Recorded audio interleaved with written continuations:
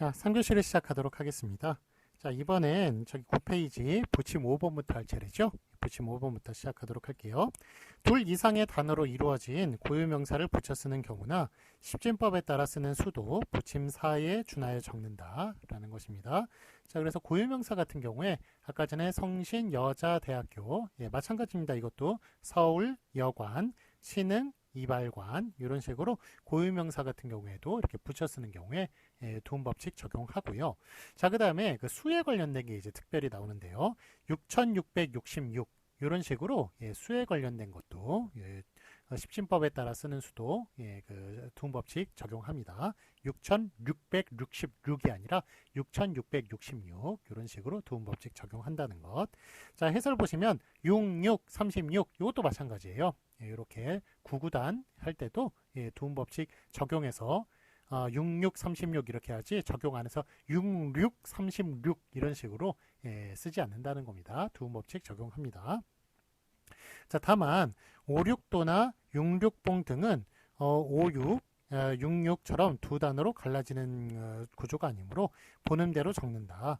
5, 60도 마찬가지다. 이런 식으로 그 둘 다 이렇게 연이어서 이렇게 발음하는 경우 있죠.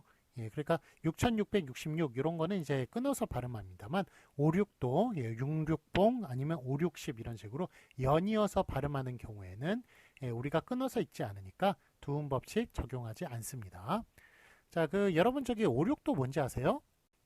그 여러분은 뭐 잘 모르시는 노래일 거예요. 그 저기 조용필이 부른 돌아와요 부산항에 5, 6도 돌아가는 연락선마다 뭐 이런 식으로 5, 6도는 말도 어렵고 연락선이란 말도 참 어렵네요. 연락선은 이제 왕복선을 얘기하는 것이고요.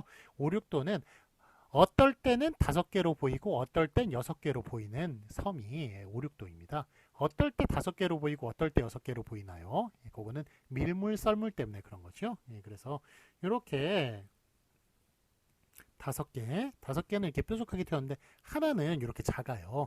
그런 경우에는 밀물일 때는 섬이 몇 개입니까? 하나, 둘, 셋, 넷, 5개네요. 그렇지만 썰물일 때는 섬이 몇 개입니까? 하나, 둘, 셋, 넷, 5, 6개네요. 이런 게 5, 6도예요. 그래서 그 부산 앞에 있는 5, 6도가 유명하기 때문에 거기에만 5, 6도가 있는 것처럼 생각이 듭니다만 실제 보면 밀물, 썰물에 따라서 5개가 되고 6개가 되는 것 이런 게 5, 6도라고 얘기할 수가 있습니다. 그 다음에 6, 6봉 같은 경우에는 요거는 저기 그 봉우리가 6개가 있는데 뒤에 6개가 더 있는 것 총 12개가 있는 게 바로 6, 6봉이 되겠습니다. 자, 그 다음에 그 저기 5, 60 요거는 이제 50개나 60개 이런 거 대략적인 수를 가리키는 거죠. 자, 하여간 어쨌든 이럴 때는 끊어서 읽지 않습니다. 그렇기 때문에 두음 법칙 적용하지 않는다는 것 그거 참고해 두시기 바랍니다. 자, 10페이지 볼까요? 자, 그러면 확인 문제 풀어보도록 하겠습니다. 맞은 것에 오표하시오. 다만 면리 몇이 뭐가 맞습니까? 그 의존명사에는 두음 법칙 적용하지 않는다고 그랬죠? 그래서 면리가 맞고요. 자, 붙임 1번 보겠습니다. 쌍룡과 쌍용이 있네요. 쌍룡 같은 경우에는 쌍이 독립하는 그런 접두사로 처리하지 않습니다. 그래서 쌍룡이라고 하는 것이 맞다. 쌍용 자동차 틀린 표기다. 쌍룡이 맞다라고 말씀을 드렸습니다. 자, 그 다음에 다만 실패률을 보면은 렬률 같은 경우에는 모음과 니은 뒤에서 렬률로 쓰지 않고 두음 법칙 적용하여 열률로 적는다라는 것 그런 규칙이 있다는 거 말씀을 드렸습니다. 그거 알면 고급 맞춤법 사용자라고 능력자라고 말씀을 드렸고요. 자, 실패률 뭐가 맞습니까? 이거는 모음 뒤군요. 그러니까 두음 법칙 적용한 율이 붙는 실패율이 맞겠습니다. 자, 다음에 붙임 2번 볼까요? 붙임 2번 보시면 신립장군, 신입장군이 있는데 자, 이거 저기 신립, 신입 둘 중에 뭐가 맞습니까? 신입이라고 적는 게 원래 원칙이에요. 그런데 신립이라고 쓰는 것도 허용하는 겁니다. 그러니까 사실은 둘 다 맞아요. 그래서 외자일 경우에 두음 법칙 적용하지 않는 것을 허용할 뿐이지 사실은 원래는 적용을 해야 두음 법칙을 적용을 해야 맞는 것입니다. 그래서 신립이 허용이니까 맞고요. 신입이 원래 원칙입니다.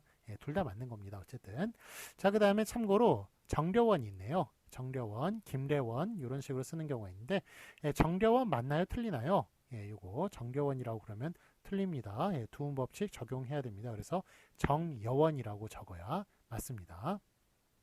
김래원도 김래원이라고 쓰면 틀려요. 예, 그 내원이라고 써야 그래야 맞는 겁니다. 그래서 두 글자 이름은 외자일 때는 두음법칙 적용하지 않는 것, 예, 그거 허용하지만 두 글자일 때는 반드시 두음법칙 적용합니다. 그래서 정려원, 자기 이름이 좀 특별해야 그래야 좀 연예인들은 뜰 수가 있기 때문에 정려원이라고 썼습니다만 실제로는 정여원이라고 써야 되는 것이 원래 맞는 표기가 되겠습니다. 자, 부침 3번 보시겠습니다. 전국경제인연합회, 이거를 정경련이라고 줄이는 것. 이렇게 정경련이라고 줄이는 것은 하나의 단어처럼 인식이 되니까 두음법칙 적용하지 않습니다. 그러니까 이거 원래 정경련 이러면 셋째 음절에 들어가잖아요. 그렇기 때문에 첫째 음절이 아니기 때문에 두음법칙 적용할 그 환경이 안 됩니다. 그래서 정경련이라고 쓰는 것이 맞다고 말씀드렸습니다. 이렇게 두문자일 경우에는 두문자어일 경우에 두문자어인 경우에 두음이 아닌 환경에서는 두음법칙 적용하지 않는다. 예, 그거 아시리라 생각이 듭니다. 아까는 설명을 드렸죠. 그 다음에 부침 4번 보시겠습니다. 등용문이 맞습니까? 등용문이 맞습니까?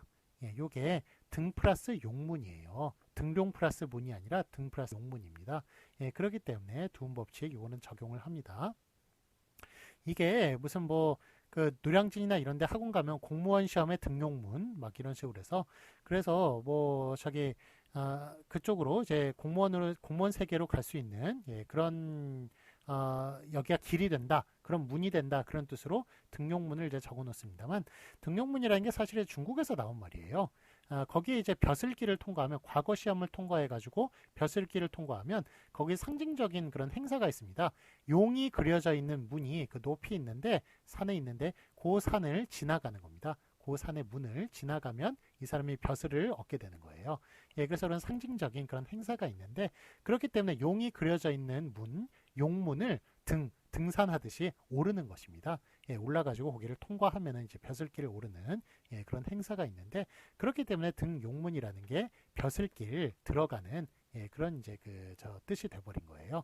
예, 그래서 공무원 사실 과거에 과거 시험이 공무원 시험 아니었습니까? 예, 그러니까 공무원 시험의 등용문 이런 것도 틀린 말은 아니네요. 예, 어쨌든 그 등용문이라고 하는 것은 중국에서 나온 말로서 등 플러스 용문으로 그렇게 분석이 되는 것이니까 등용문이 맞습니다. 등용 플러스 문이었으면 앞에 게 맞겠습니다만 접두사처럼 쓰이는 한자어 등이 붙었고 뒤에 용문이 붙은 것이기 때문에 두음법칙 적용을 해야 됩니다. 등용문입니다. 자, 그 다음에 예외 보시겠습니다. 안 되는 것. 밀입자와 미입자. 이거 원래 미 플러스 입자입니다만 사람들이 다 밀입자 이렇게 발음을 하니까 두음법칙 적용하지 않습니다. 그래서 밀입자로 쓰기로 했고요. 예, 그 다음에 적설량, 예, 양, 그 다음에 란 이런 것, 양, 난 같은 경우에는 한자어하고 결합할 때는 량, 란으로 적고 그 다음에 고유어나 외래어하고 결합할 때는 양, 난으로 적는다라는 거 제가 말씀을 드렸죠. 자, 그러니까 적설 같은 경우는 한자어니까 적설량이라고 쓰는 게 맞습니다. 앞에 게 맞습니다. 그 다음에 다만 보시면 구름량과 구름양이 있네요. 구름은 고유어네요. 고유어니까 구름량이 아니라 구름양 뒤에 게 맞습니다. 그 다음에 부침 5번 보시겠습니다. 6666 이렇게 쓰는 거 틀리다고 그랬죠? 이렇게 다 따로따로 6666 이런 식으로 따로따로 읽으니까 666 뒤에 게 맞습니다. 이럴 때는 두음법칙 적용합니다. 따로따로 읽을 때는요. 자, 그 다음에 해설 보시면 다만 5, 60 같은 경우에는 이거는 연속해서 발음을 하는 거예요. 따로 5, 60 이런 식으로 발음하지 않습니다. 5, 60이라고 연속해서 읽어버리니까 이럴 때는 두음법칙 적용하지 않습니다. 그래서 5, 60이 앞에 게 맞습니다. 자, 이번에는 한글맞춤법 12항 리을 두음법칙 2번을 보도록 하겠습니다. 요게 제가 아까 전에 두음법칙 3가지 설명한 것 중에 가장 간단한 첫 번째에 관련된 것이었죠. 리을은 니은으로 쓴다. 리을은 니은으로 쓴다에 관련된 바로 그 첫 번째에 관련된 그런 규정이었습니다. 자, 제12항 보시겠습니다. 한자음 라레, 로레, 루르 이런 거는 단어의 첫머리에 올 적에는 두음법칙에 따라 나네, 노네, 누느 즉 리을은 제 니은으로 적는데 만약에 랴려 료류리 이런 경우에는 이제 니은으로 바뀌었다가 랴려 료류 야녀 요윤이가 야여 요유로 바뀌니까 리을이 이응이 되는 것이죠. 그래서 리을이 무조건 이응이 되는 게 아닙니다. 리을은 무조건 니은이 됩니다. 두음법칙에서는 리을은 무조건 니은이 되지만 랴려 료류리 이렇게 이계 이중 모음 이 앞에서 그때만 니은으로 이응으로 리을이 이응으로 바뀐다는 것 그거 원리만 아시면 쉽게 이해하실 겁니다. 자, 그래서 그 아래 예를 보시면 낙원, 락원, 뇌성, 뇌성, 내일, 내일, 누각, 누각, 노인, 로인, 능묘, 릉묘 다 뭐가 맞습니까? 다 두음의 환경이니까 리을로 쓰는 것은 틀리고요. 니은으로 쓴 앞에 게 맞습니다. 낙원, 뇌성, 내일, 누각, 노인, 능묘가 맞습니다. 자, 부침 1번 보시겠습니다. 단어의 첫머리 이외에는 본음대로 적는다. 뭐 당연하겠죠. 두음 법칙은 두음의 환경에서만 적용을 하니까 단어의 첫머리 이외에서는 당연히 본음대로 적는 것이 맞습니다. 그래서 쾌락, 극락, 거래, 왕래, 불호, 연로, 지뢰, 낭뢰, 고루, 광활루, 그 다음에 동구릉, 가정란 마찬가지로 다 이렇게 락같이 쾌락이라고 적지 않고 쾌락이라고 적는 겁니다. 거내라고 적지 않고 거래라고 적는 겁니다. 이 한자들은 원래 리을로 쓰는 게 맞아요. 리을로 쓰는 게 본음입니다. 그런데 두음 법칙을 적용하면 니은으로 쓸 수가 있다 뿐이지 원래는 리을로 쓰는 게 맞는 겁니다. 자, 아래 해설 보실까요? 릉과 라는 한자어 뒤에 결합할 때는 통상 하나의 단어로 인식되지 않기 때문에 본음대로 적는다. 아까 전에 제가 양과 난을 동시에 설명을 했었죠. 거기에 관련된 규정입니다. 그래서 란 같은 경우에는 고유어일 때는 고유하고 결합할 때는 란으로 적고 그 다음에 고유하고 적을 때는 난이라고 적고요. 고유어나 외래어일 때는 외래어하고 결합할 땐 난이라고 적고 한자어일 땐 란이라고 적는다고 제가 아까 전에 양과 함께 양과 함께 말씀을 드렸습니다. 자, 예를 보겠습니다. 강릉, 태릉, 서울릉 이런 것들은 다 릉이라고 적는군요. 근데 이제 고유어일 때 애기능이라는 게 있어요. 애기능. 그러니까 능 중에 좀 작은 능 그런 거를 애기능이라고 부르는데 그럴 때는 이제 그 애기능이라고 애기는 고유어니까 애기능이라고 적어주시고요. 대부분 다 릉이라고 적어주는 겁니다. 자, 태릉 선수촌입니까? 태능 선수촌입니까? 태릉 선수촌이 맞습니다. 설릉입니까? 선능입니까? 설릉이 맞습니다. 그건 다 한자어입니다. 한자어인데 애기 할 때, 애기 능 할 때만 능인데 그래서 이 능 같은 거 능이나 릉 같은 경우는 대부분 다 릉이기 때문에 요거는 좀 헷갈릴 일이 없어요. 그런데 란과 난 같은 경우에는 두 개가 좀 앞에 결합하는 것들이 좀 상당히 많기 때문에 그래서 헷갈릴 수가 있습니다. 그래서 공란, 담란, 투고란 이건 다 한자어군요. 공답 투고 이런 거 다 한자어니까 뒤에 란이 결합하는 것입니다. 그렇지만 어머니 난, 가심 난 이런 거 얘기할 때는 다 난을 쓴다고 고유어와 외래어일 땐 난을 쓴다고 제가 말씀을 드렸습니다. 자, 아래 설명 읽어볼게요. 다만 예컨대 어린이 난, 어머니 난, 가심 난과 같이 고유어나 구미 외래어에 결합하는 경우에는 한글맞춤법 11항 부침 4에서 보인 개연, 구름, 양의 경우처럼 두음 법칙을 적용하여 적는다. 그래서 양과 난 동시에 외워주시기 바랍니다. 자, 부침 2번이요. 접두사처럼 쓰이는 한자가 붙어서 된 단어는 뒷말을 두음 법칙에 따라 적는다. 그러니까 접두사처럼 쓰이는 한자가 붙어서 된 말, 신, 여성같이 그렇게 끊어서 읽기 때문에 뒤에 두음 법칙 적용한다고 말씀을 드렸지요. 자, 그래서 예를 보시면 네 플러스 네월입니다. 네 플러스 네월. 그래서 그 네네월 할 때 앞에 네는 두음 법칙 당연히 첫 글자니까 적용을 한 거고요.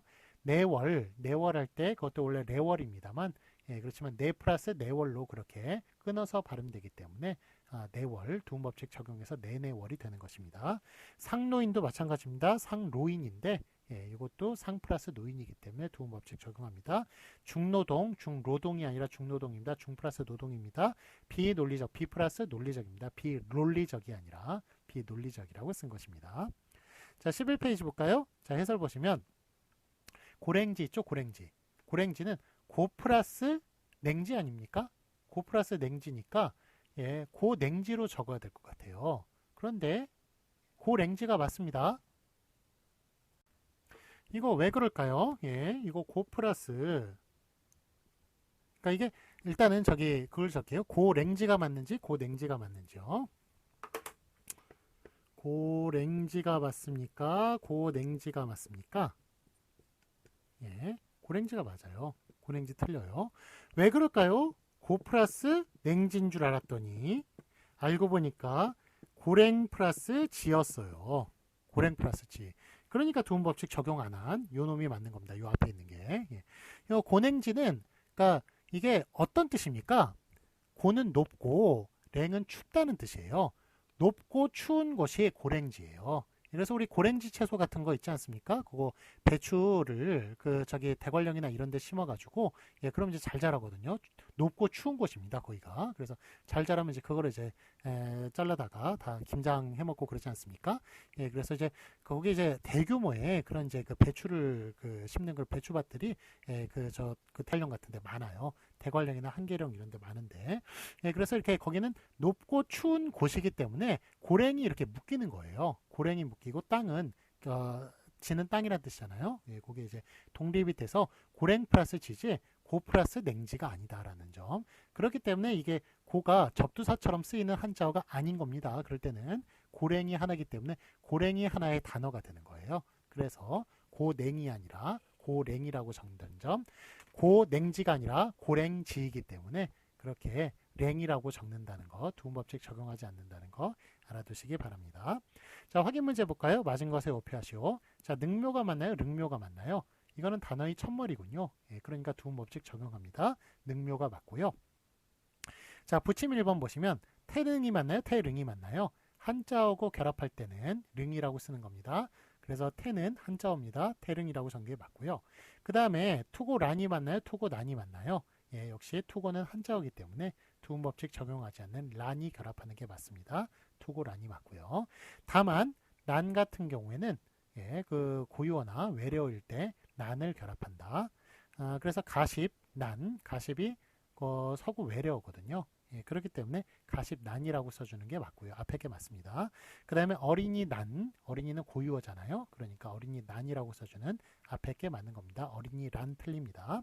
자, 부침 2번 보시겠습니다. 실낙원이 있고 실낙원이 있는데 자, 이거는 실 플러스 낙원이거든요. 예, 이거 저기 밀턴의 그 소설로 알고 있는데 실 플러스 그 소설인지 하여간 아직 읽어보진 않았습니다.